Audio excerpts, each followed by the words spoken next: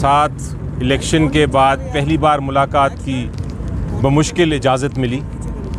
मैं भी, गौहर साहब भी, हामिद खान साहब भी ट्राई करते रहे थे, 2 बार हम इधर आए भी थे, लेकिन इजाज़त नहीं मिल रही थी। और कोशिश ये हो रही थी कि इमरान खान साहब ने जो फ़ैसले करने हैं, सियासी फ़ैसले करने हैं, इलेक्शन के बाद जो बहुत ज़रूरी फ़ैसले हैं, उनसे मुशावरत ना हो सके। लेकिन बहरहाल आज अदालत के फ़ैसले लेने के बाद हमें इजाज़त मिली, तो भरपूर गुफ्तगू उनके साथ हुई सियासी मामलात पे बिलखसूस। उन्होंने ये सबसे पहले तो कहा कि हमारी कौम जाग चुकी है। कौम ने एक बहुत बड़ा मैंडेट दिया है जो पाकिस्तान की तारीख़ में ऐसा मैंडेट नहीं था, और उस मैंडेट की हिफाजत करना और उसको आगे लेके जाना, जमहूरियत को और मजबूत करना अब हमारा फ़र्ज़ है।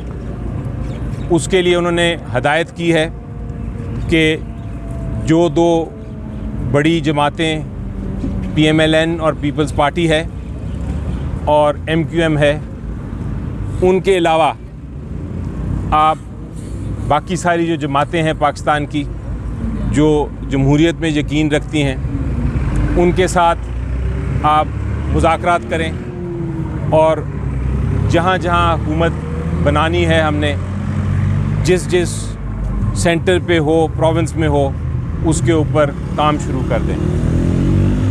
उसके साथ चूँकि बहुत अहम मामलात हैं जिसके अंदर ये फ़ैसले करने हैं कि चीफ़ मिनिस्टर कौन होंगे, प्राइम मिनिस्टर कौन होंगे, स्पीकर कौन होंगे, उसके लिए उन्होंने कहा है, इमरान खान साहब ने कुछ नाम तजवीज़ भी किए हैं, और मज़ीद ये कहा है कि इस चीज़ के लिए अदालत से रजू करें ताकि जो इंफॉर्मेशन पहुंचानी है इमरान खान साहब तक, ताकि वो अपने फ़ैसले कर सकें एविडेंस के साथ, सबूत के साथ, डॉक्यूमेंट्स के साथ, इन मामलात पे वो उन तक पहुंचाए जा सकें। तो ये एक दूसरा बहुत अहम जो फ़ैसला था उन्होंने किया।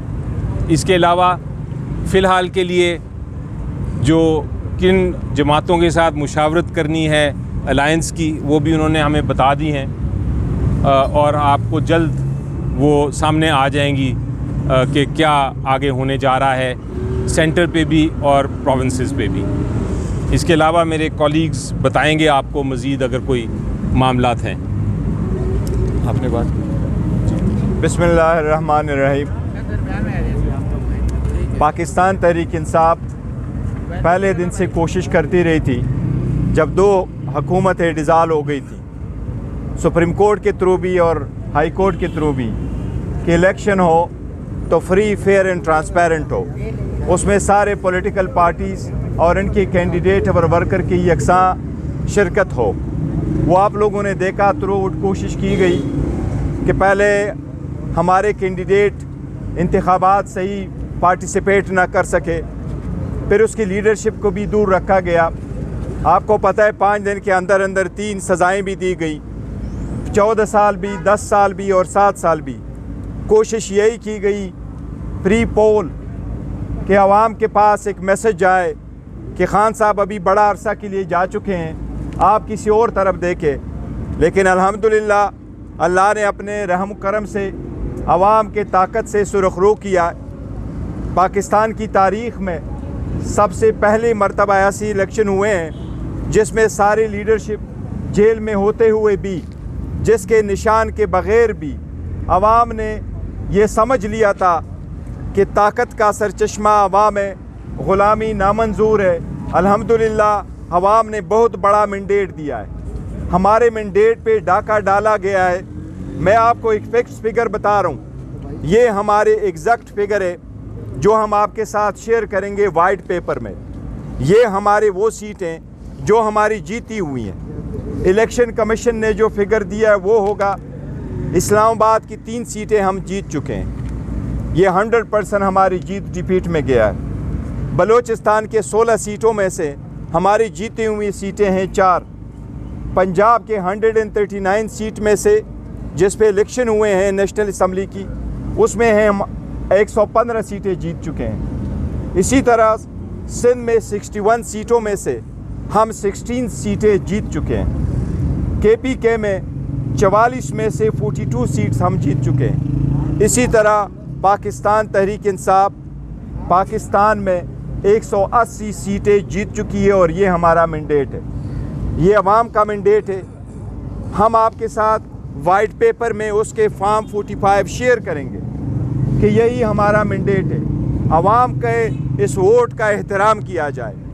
जब वोट में जाते हैं, वोट कास्ट होता है, पोलिंग स्टेशन पे प्रिजाइडिंग अफसर फॉर्म 45 बनाता है वोट काउंट करके, वही प्रिजाइडिंग अफसर रिटर्निंग अफसर के पास जा कर के फॉर्म 47 बनाता है, उनको टैली करा के फॉर्म 48 बनाता है। हमारा मुतालिबा फ़कत इतना है कि जो ये अवामी मैंडेट है, जो डाले गए वोट है, उनका जो काउंट है अवाम का फ़ैसला वो हमें मंजूर है। हम अदलिया से भी दरख्वास्त करते हैं, इलेक्शन कमीशन से भी दरख्वास्त करते हैं, ख़ासकर सुप्रीम कोर्ट से सुप्रीम कोर्ट की ज़िम्मेदारी रिमाइंड करते हुए दरख्वास्त करते हैं कि जब हमने ये रिक्वेस्ट किया था कि प्रिजाइडिंग अफसरान, रिटर्निंग अफसरान, डिस्ट्रिक्ट रिटर्निंग अफसरान जुडिशरी से हो ताकि वो इन्फ्लुएंस में ना आए, अब अदलिया की ज़िम्मेदारी है कि जल्द से जल्द इस पे फैसला करे और हमारी मैंडेट, अवाम की मैंडेट वापस आए। अब इस मैंडेट के साथ चलते हुए आपको पता है खान साहब ने यही फैसला किया है, हम इंशाल्लाह कोशिश करेंगे कि अपनी हुकूमत बनाए, चाहे वो मरकज़ में, चाहे वो पंजाब में, चाहे वो KPK में है। KPK में अली अमीन गंडापुर साहब को नामज़द किया गया है एज़ चीफ मिनिस्टर। इंशाल्लाह ताला थर्सडे तक स्पीकर और डिप्टी स्पीकर भी हम इंशाल्लाह ताला आपके साथ नाम शेयर कर लेंगे।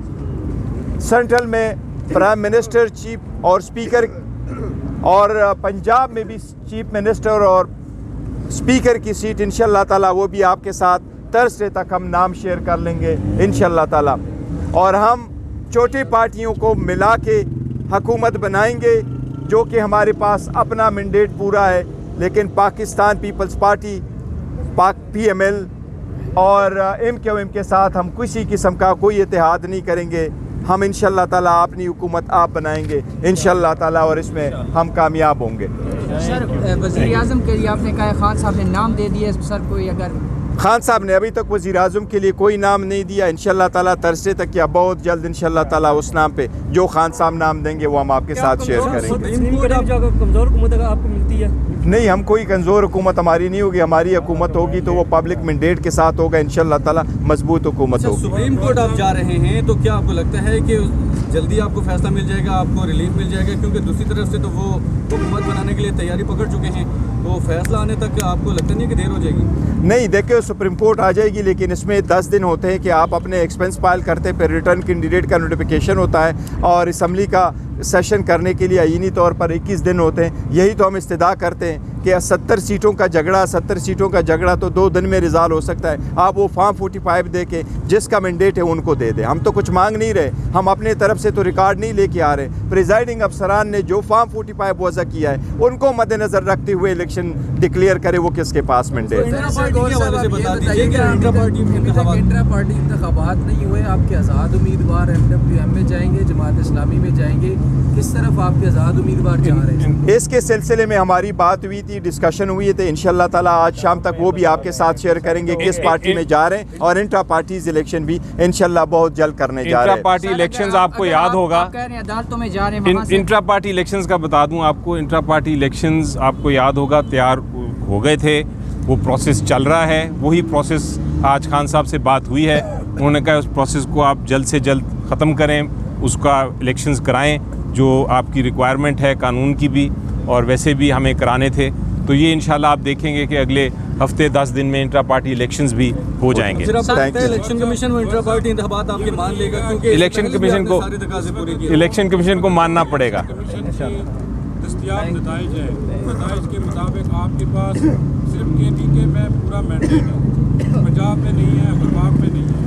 जो आप इलेक्शन नताइज चैलेंज करने जा रहे ज़ाहिर है उसमें टाइम लगेगा, आप अदालतों में जाएंगे, इलेक्शन ट्रिब्यूनल्स में जाएंगे, तब तक किसी जमात से आपकी एफिलिएशन का फैसला हुआ है? नहीं, किसी जमात के साथ हम एफिलिएशन नहीं कर रहे और इसमें टाइम लगना नहीं चाहिए। रीज़न बीइंग कि अगर आप वो वाले केस उठा लें उस पे टाइम लगता है। अगर आप कहें जी टापे लगे गए, लोगों को निकाला गया, वोट काउंटिंग में फ़र्क हुआ, ये प्रोसेस कंप्लीट हो चुका था सही, ये प्रोसेस में कोई हेरा फेरी नहीं हुई। ये कंप्लीट होकर के बाद में जब आपके पास आए हैं तो फॉर्म 45 के बाद जिस वक्त रिज़ल्ट डिले किए गए, ये सारा कुछ उसके वक्त हुआ है। इसलिए इलेक्शन कमीशन के पास सारे फॉर्म मौजूद हैं, वो उसके काउंटर फाइल मंगवा लें।